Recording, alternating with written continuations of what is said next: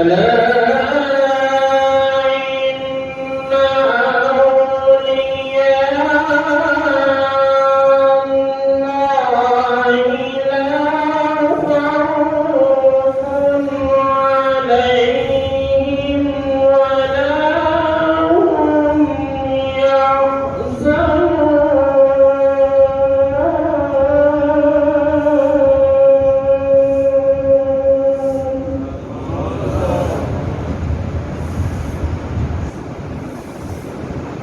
وكانوا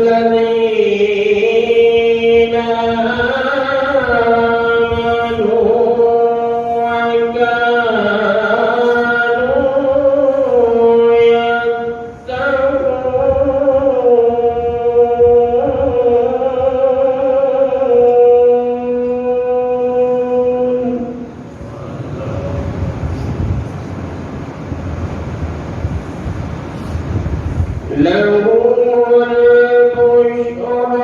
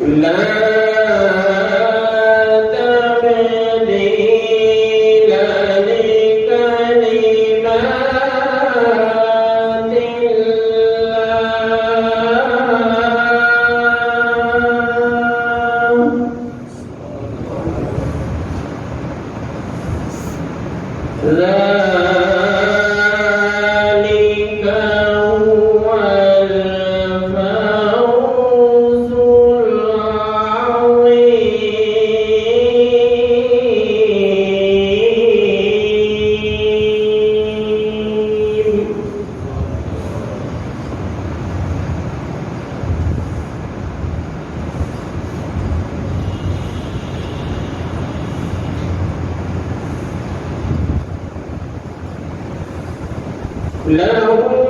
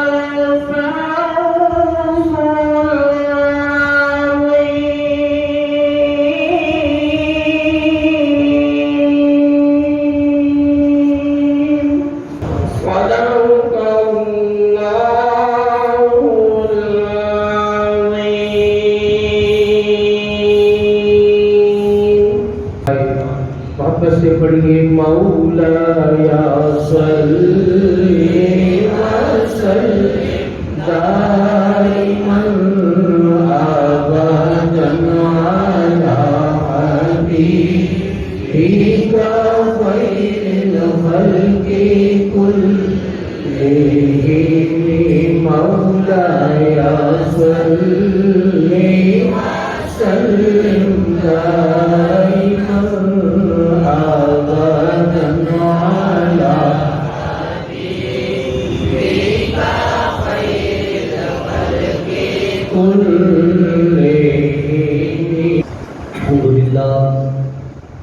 الحمد لله على نعمائه الشاملة وآلائه الكاملة الصلاة والسلام على سيدنا محمد المصطفى وعلى آله المجتبى أما بعد فأعوذ بالله من الشيطان الرجيم بسم الله الرحمن الرحيم قال الله تبارك وتعالى في كلام المجيد والفرقان الحميد إنما أمره إذا أراد شيئا أن يقول له كن فيكون وفي مقام آخر قد جاءكم من الله نور وكتاب مبين صدق الله مولانا العظيم وصدق رسوله النبي الكريم الأمين ونحن على ذلك لمن الشاهدين والشاكرين والحمد لله رب العالمين إن الله وملائكته يصلون على النبي يا أيها الذين آمنوا صلوا عليه وسلموا تسليما الصلاة والسلام عليك يا سيدي يا رسول الله وعلى آلك وأصحابك يا سيدي يا محبوب رب العالمين. حمد و صلاۃ کے بعد واجب الاحترام سید السادات فخر السادات برہدہ یا ہوش ولایت حضرت علامہ و مولانا الحاج پیر سید محمد منصور الحق شاہ صاحب قادری چشتی صابری زیدہ مجدوہ، انہیں کے ساتھ جناب صوفی باصفہ پیر مرشد پیر طریقت رہبری شریعت پیر عبدالعزیز صاحب قادری صابری چشتی دامت برکاتہ العالیہ، وازیدان کرامی قدر، سامعین محترم، اللہ رب العزت سے دعا ہے کہ اللہ تعالیٰ قبلہ شاہ صاحب کی زندگی میں، عمر میں، صحت میں، ایمان میں برکت عطا فرمائے اور بزرگوں کا سایہ تا دیر صحت و تندرستی کے ساتھ قائم و دائم فرمائے. میرا موضوع سخن ہے نورانیت مصطفیٰ صلی اللہ علیہ وآلہ وسلم. اس آیت مبارکہ سورہ یاسین کی آیت ہے انما امرہ اذا اراد شیئا ان یقول له کن فیکون. ترجمہ یہ ہے کہ اس اللہ کی شان یہ ہے کہ جب وہ کسی چیز کو پیدا کرنے کا ارادہ فرماتا ہے تو اس چیز سے کہتا ہے کن ہو جا فیکون، بس وہ ہو جاتی ہے. اور کائنات کا پہلا امر کن جو اللہ رب العزت نے ارشاد فرمایا وہ خلعت وجود مصطفیٰ صلی اللہ علیہ وآلہ وسلم کی شکل میں وقوع پذیر ہوا. یعنی اللہ رب العزت کی ذات موجود تھی اور سب سے پہلے اللہ رب العزت نے جس چیز کو پیدا فرمایا اور جس چیز کے لیے کہا کہ لفظ کن وہ خلعت وجود مصطفیٰ صلی اللہ علیہ وآلہ وسلم کی شکل میں وقوع پذیر ہوا.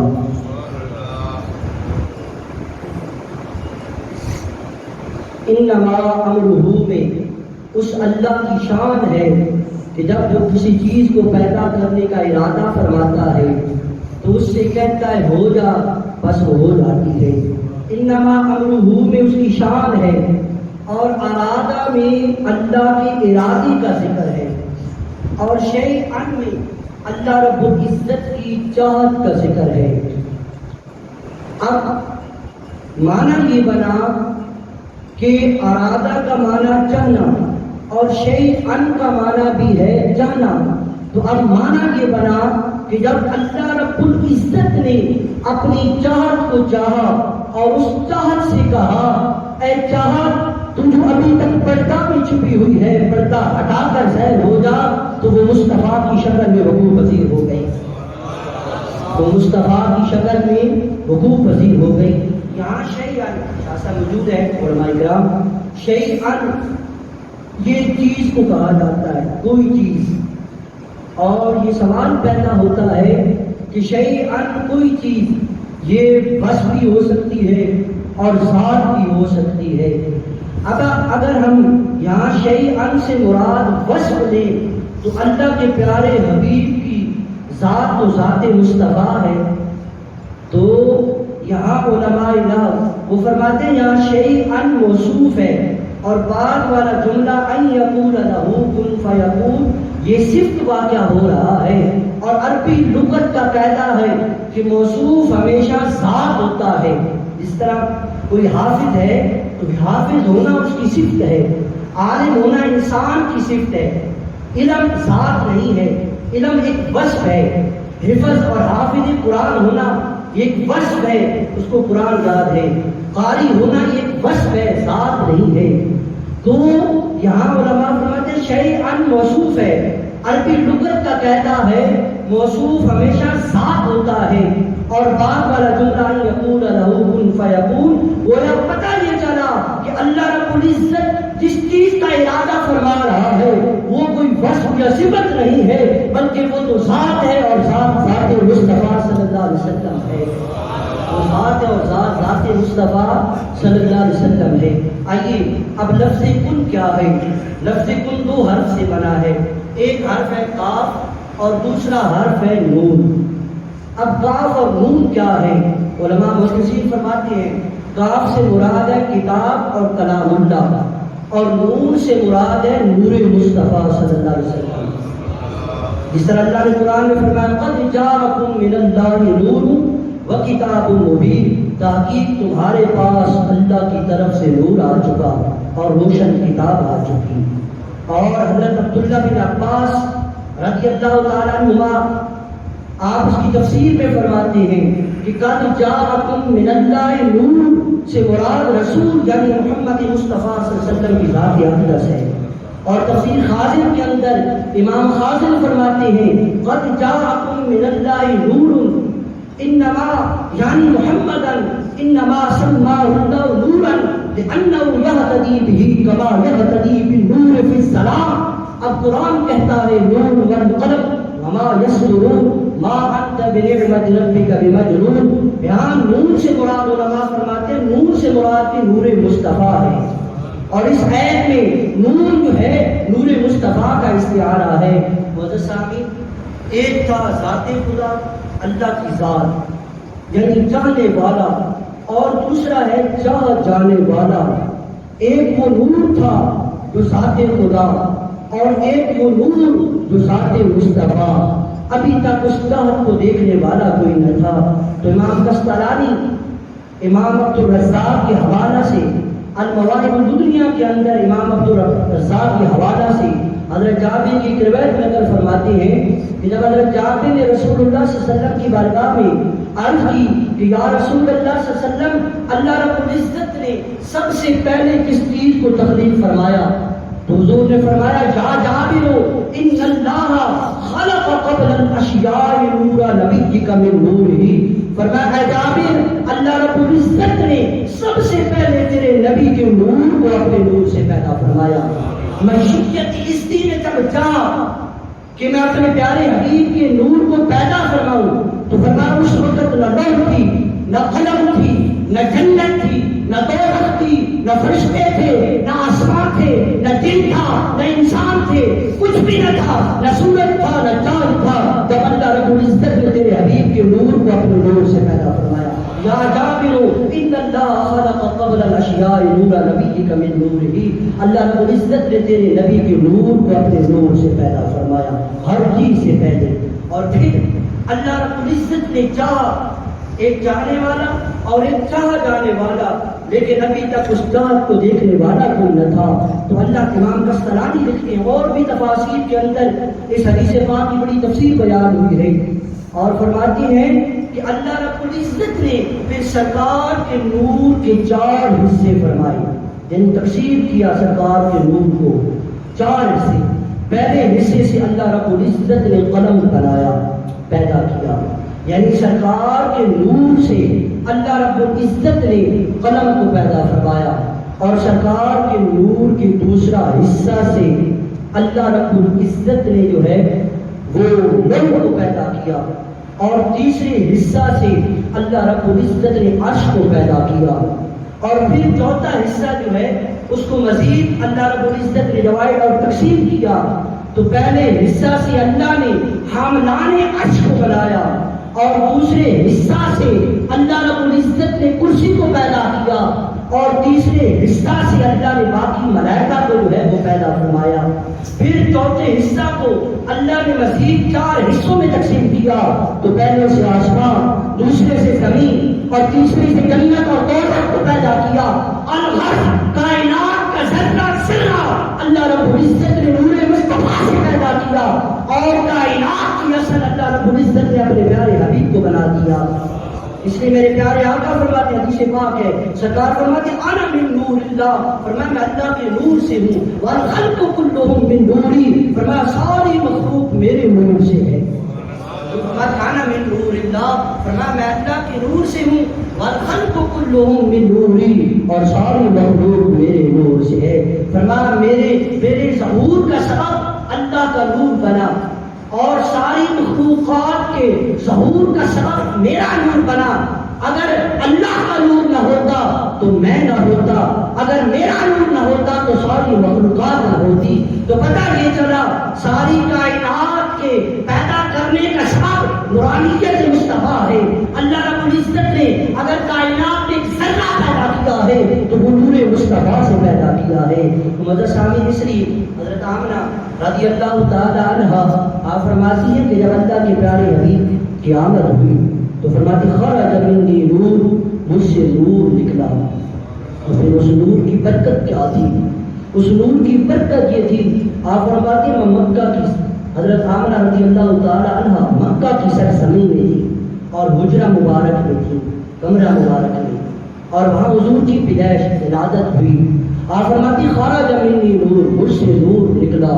پھر اس نور کی برکت سے حضرت آمنہ رضی اللہ تعالیٰ عنہ آپ فرماتی ہیں کہ میں نے شام کے محلات کو دیکھ لیا. شام کے محلات، مکہ کہاں پہ ہے اور شام کہاں پہ ہے؟ سینکڑوں میلوں کا فاصلہ ہے. معزز شامل و حاضری، حضرت آمنہ رضی اللہ تعالیٰ عنہ مکہ کی سرزمین میں بیٹھی ہوئی ہے اور آگے سے دیوارات بھی آتی ہیں، حجابات بھی آتے ہیں اور گھر بھی ہیں اور سینکڑوں میل کا فاصلہ ہے. لیکن ایک ماں فرما رہی ہے میرے آقا علیہ الصلوۃ والسلام کی، آپ فرماتی ہے میں بیٹھی مکہ کی سرزمین میں ہوں لیکن میں نے وہاں سے اللہ کے نبی کی نور کی برکت سے سرکار کی نورانیت ہر طرف چھا گئی. فرماتی ہے بیٹھی مکہ کی سرزمین میں تھی اور میں نے وہاں سے شام کے محلات کو دیکھ لیا، حتیٰ کہ کیسر و کسریٰ کے محلات کے 14 کنکری جو ٹوٹ پڑے میں نے اپنی آنکھوں سے دیکھے ہیں. تو پتہ یہ چلا محترم سامعین، ایک ماں حضرت آمنہ رضی اللہ تعالیٰ عنہ سرکار کے نور کی برکت یہ ہے کہ آپ کی آنکھوں میں اتنی طاقت آ جاتی ہے. تو میرا آقا جو نور مصطفیٰ ہے، جو نورانیت ہے، جو نور بن کر آیا، اس آقا کی آنکھوں میں کتنی طاقت ہوگی. اس لیے ہم فرماتے ہیں سرکار جہاں کہیں بھی ہو، جب آپ حیات طیبہ آپ کی تھی تو اس وقت حضور کے سامنے کوئی حجابات نہیں ہے، کوئی دیواریں نہیں ہیں. اللہ کے محبوب اپنے امتیوں کے احوال کی خبر رکھتے تھے پہلے بھی، اب بھی گنبد خضرا میں موجود ہیں. تو میرے آقا علیہ الصلوۃ والسلام اپنی امت کے احوال کو دیکھتے بھی ہیں اور سنتے بھی ہیں. کلام پڑھنے والوں کو، سلام پڑھنے والے کی آواز کو سنتے، واسمع والا تسمع. حضور فرماتے میں وہ سنتا ہوں جو تم نہیں سن سکتے، وآرام آلا ترون، میں وہ دیکھتا ہوں جو تم نہیں دیکھ سکتے. تو معزز سامعین، اگر حضور کی جب ولادت ہوئی تو عامر نامی ایک شخص یمن میں بت خانہ کے سامنے بیٹھا ہوا تھا. جب اللہ رب العزت کے پیارے حبیب کی ولادت ہوئی اور ہر سو نور چھا گیا، عامر نامی شخص اس نے جب نور دیکھا تو حیران ہو گیا. ہاتف سے آواز آئی، ہاتف غیبی سی کہ اے عامر نامی، مکہ کی سرزمین میں میرا محبوب پیدا ہو چکا ہے، اللہ کا یعنی حضور پیدا ہو چکے ہیں. تو اس کی بیٹی لونڈی اپادر لونڈی لنگڑی تھی، اس نے دعا مانگی ہے اللہ اس نور کی برکت سے میری بیٹی کو شفا عطا فرما. جب نور کی برکت سے دعا مانگی، اللہ نے اس کی بیٹی کو فوراً شفا عطا فرما دی. اب اس کے دل میں تڑپ پیدا ہوئی اور ایک محبت پیدا ہوئی کہ جس آقا کی نورانیت سے، جس نبی کی نورانیت کی برکت اتنی ہے، نور کی برکت اتنی ہے، وہ نبی خود کتنا حسین و جمیل ہوگا، اس نبی کی چہرے کی زیارت کرنے کا مقام کیسا ہوگا، اس کے دل کی طرف دنیا میں جو ہے نا طرف پیدا ہوئی، وہاں یمن سے چلا اور مکہ میں آیا، پوچھتا پوچھتا حضرت عبدالمطلب رضی اللہ تعالیٰ عنہ، حضرت آمنہ رضی اللہ تعالیٰ عنہ کے گھر میں آیا اور دروازہ کھٹکھٹایا اور پوچھا اللہ کا نبی یہاں پیدا ہوا، بتایا گیا، کہنے لگا میں زیارت کرنا چاہتا ہوں۔ معزز سامعین، حضرت عبدالمطلب رضی اللہ تعالیٰ عنہ سرکار دو عالم صلی اللہ علیہ وآلہ وسلم آپ کو جو ہے نا اٹھا کر لے کر آئے تو اس نے چہرہ مصطفیٰ دیکھا، جب حسن تھا ان کا جلوہ نما، انوار کا عالم کیا ہوگا، ہر کوئی فدا ہے بن دیکھے دیدار کا عالم کیا ہوگا۔ معزز سامعین، یہ بچپن ہے میرے آقا کا، چاند لمحے ہوئے وہ یمن سے چلا اور مکہ میں آیا اور سرکار کی چہرے کی زیارت کرتا ہے۔ جس نے جوانی کے عالم میں آقا کا چہرہ دیکھا اس کا حال کیا ہوگا۔ اس لیے صحابہ کرام رضوان اللہ تعالی علیہم اجمعین اپنا من تن سب کچھ اللہ کے محبوب کے قدموں میں قربان کر دیتے تھے۔ حضرت ابوبکر صدیق رضی اللہ تعالی عنہ جب آپ نے اعلان کیا تو اپنا سارا گھر کا اثاثہ اٹھا کر حضور کی خدمت میں پیش کر دیا۔ یہ تھی صحابہ جنہوں نے جوانی کے عالم میں میرے آقا کا چہرہ دیکھا، تو اس شخص نے جب چہرہ مصطفیٰ دیکھا تو میرے آقا سے باتیں کرنے لگا کہ اللہ کے رسول، اللہ نے آپ کو کتنا حسین و جمیل پیدا کیا ہے کہ آپ کی نورانیت یمن میں دیکھی، یا رسول اللہ کتنے سونے اور اتنے خوبصورت ہے۔ ابھی یہ باتیں کر رہا تھا کہ اس کی روح اس کے جسم سے پرواز کر جاتی ہے کہ اور وہ وصال کر جاتا ہے اور میرے آقا کے قدموں میں قربان جو ہے جان قربان کر دیتا ہے۔ محدثین فرماتے ہیں کہ وہ پہلا شخص تھا جس نے رسول اللہ صلی اللہ علیہ وسلم کے قدموں میں اپنی قربان، حضور کا بچپن ہے اور اس وقت سرکار کی محبت میں آ کر اس نے جان کو قربان کر دیا، تو یہ وہ شخص، یہ تھا میرے آقا۔ اس لیے معزز سامعین، اللہ قرآن میں فرماتا ہے یا ایھا النبی انا ارسلناک شاہدا ومبشرا ونذیرا وداعیا الی اللہ باذنہ وسراجا منیرا، کہ نبی ہم نے آپ کو شاہد بنا کر بھیجا اور فرمایا ومبشرا، اور خوشخبری دینے والا بنا کر بھیجا، ونذیرا، اور ڈر سنانے والا بنا کر بھیجا، وداعیا الی اللہ باذنہ، اور اللہ کے حکم سے اللہ کی طرف بلانے والا بنا کر بھیجا، وسراجا منیرا، یہ جملہ بڑا قابل غور ہے، وسراجا منیرا، اے پیارے حبیب ہم نے آپ کو چمکتا ہوا چراغ بنایا۔ تو کچھ علماء فرماتے ہیں یہاں سے سورج مراد ہے، آپ کو چمکتا ہوا سورج بنایا اللہ رب العزت نے۔ یہاں حضور کو سورج کے ساتھ تشبیہ دینا اور مشابہت دینا، یہ نہ سمجھنا اللہ کے محبوب سورج تھے، ایک اوصاف بیان کیا جا رہا ہے، میرے آقا کی صفت بیان کی جا رہی ہے کہ اللہ کے پیارے حبیب کی مشابہت کی جا رہی ہے کہ جس طرح سورج چمکتا ہے، روشن ہوتا ہے چوتھے آسمان پہ تو ساری کائنات کو منور کر دیتا ہے، فرمایا جس طرح سورج ساری کائنات کو منور کر دیتا ہے، میرے آقا علیہ السلام کا نور بھی ہر سو چھا گیا اور ہر طرف چھا گیا، میرے آقا کی نورانیت ہر طرف ہے اور میرے آقا کا اسلام ہر طرف پھیلا۔ تو یہ اصل میں مقصد بتانا مقصود ہے، اور بھی اس کی کئی وجوہات ہیں۔ سرکار دو عالم صلی اللہ علیہ وسلم حضرت خالد بن سعید رضی اللہ تعالیٰ عنہ آپ فرماتے ہیں کہ ایک مرتبہ میں نے خواب میں دیکھا کہ مکہ جو ہے پورا وہ تاریکی میں ڈوب چکا ہے اور پورے مکہ میں اندھیرا چھا گیا، حتیٰ کہ ہاتھ بھی سجائی نہ دیتا تھا، دکھائی نہ دیتا تھا۔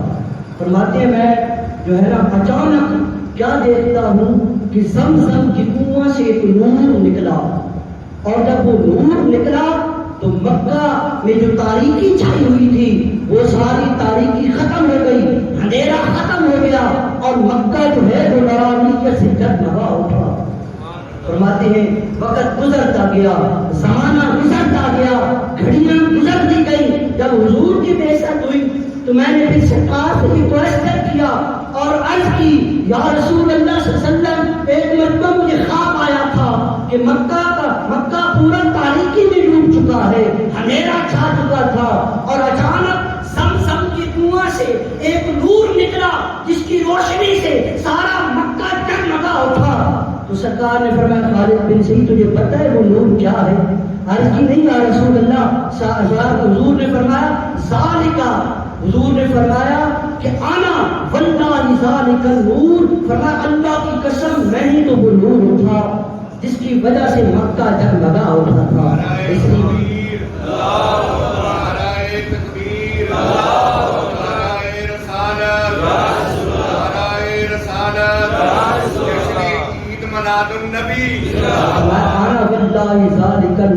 فرمایا اللہ کی قسم میں ہی تو وہ نور تھا. حضرت ابو ہریرہ رضی اللہ تعالیٰ عنہ آپ فرماتے ہیں حضرت جبریل امین سید الملائکہ حضور کی بارگاہ میں آئی. سرکار نے پوچھا کم عمر کا یا جبرائیل، اے جبرائیل تیری عمر کتنی ہے؟ حضرت جبریل امین نے عرض کی یا رسول اللہ صلی اللہ علیہ وآلہ وسلم مجھے اپنی عمر کا تو نہیں پتا، ہاں یا رسول اللہ صلی اللہ علیہ وسلم ایک اندازہ ہے کہ چوتھے حجاب پہ ایک ستارہ چمکتا تھا 70,000 سال کے بعد. اے اللہ کے رسول میں نے اس ستارہ کو 72,000 مرتبہ دیکھا ہے. وہ ستارہ چوتھے حجاب میں 70,000 سال کے بعد طلوع ہوتا تھا، چمکتا تھا. میں نے اسے 72,000 مرتبہ دیکھا. حضور نے فرمایا جبرائیل تجھے پتہ ہے وہ ستارہ کون تھا؟ عرض کی یا رسول اللہ نہیں. سرکار نے فرمایا یا جبرائیل وعزت ربی، اے جبرائیل مجھے میرے رب کی عزت کی قسم انا ذالک الکوکب، فرمایا وہ ستارہ میں ہی تو تھا جو چمکتا تھا. پتہ یہ چلا اللہ کی ذات کے بعد جس ذات کی نورانیت کو اللہ نے پیدا کیا وہ ذات مصطفیٰ تھی. کائنات کا پہلا امر کن خلعت وجود مصطفیٰ صلی اللہ علیہ وسلم کی شکل میں حکم پذیر ہوا تھا اللہ رب العزت نے اپنے محبوب. اسی طرح جو ہے نا سرکار کی نورانیت سے فیض ملتا ہے انسانیت کو، اور سرکار کی نورانیت میں کوئی کمی قیامت تک واقع نہیں ہوگی، کیونکہ چراغ ہے اس سے کئی چراغ جب روشن سراجا منیرا تبارک الذی جعل فی السماء بروجا وجعل فیہا سراجا وقمرا منیرا. اللہ بے شمار قرآن میں حضور کو سراج کہیں کہا، کہیں چمکتا ہوا چاند کہا. تو اس کی وجہ یہ علماء بہت اسی بیان فرماتے ہیں. ایک وجہ یہ ہے کہ چراغ سے کئی چراغ روشن کیے جاتے ہیں. اس کی مثال کیوں سمجھیے، حضرت موسیٰ علیہ السلام آپ نے اللہ کی بارگاہ میں عرض کی یا اللہ میں تیرے خزانوں کے بارے میں جاننا چاہتا ہوں. اللہ نے فرمایا موسیٰ علیہ السلام اگر میرے خزانوں کے بارے میں جاننا چاہتا ہے تو پھر اپنے گھر کے سامنے ایک چراغ روشن کر، ایک چراغ روشن کر اور اپنے پڑوسیوں اور ارد گرد کے لوگوں کو اعلان کر دو کہ جن آپ کے چراغ سے وہ چراغ جلائیں اور روشنی حاصل کریں. آپ نے اعلان کر دیا، سارے لوگ آئے، آپ کے چراغ سے چراغ روشن کیے، لیکن آپ کے چراغ میں روشنی میں کوئی کمی نہ آئی. اللہ نے فرمایا اے موسیٰ کیا تیرے چراغ میں کوئی کمی آئی ہے؟ عرض کی یا اللہ نہیں. فرمایا اے موسیٰ علیہ السلام اگر ہزاروں چراغ اس سے جلا دیے جائیں لیکن تیرے اس چراغ میں کمی نہیں آئے گی. فرمایا اسی طرح میرے خزانے ہیں، میں اپنی مخلوق کو دیتے جا رہا ہوں اور دیے جا رہا ہوں، میرے خزانوں میں کمی نہیں آتی. اپنی مخلوق میں تقسیم کیے جا رہا ہوں، میرے خزانوں میں کمی نہیں آتی. یہی شان محمدی ہے اور شان حضور سرور عالم صلی اللہ علیہ وسلم ہے. وزر سامین اللہ کے پیارے حبیب علیہ السلام کی نورانیت سے اللہ نے ساری کائنات کو بنایا.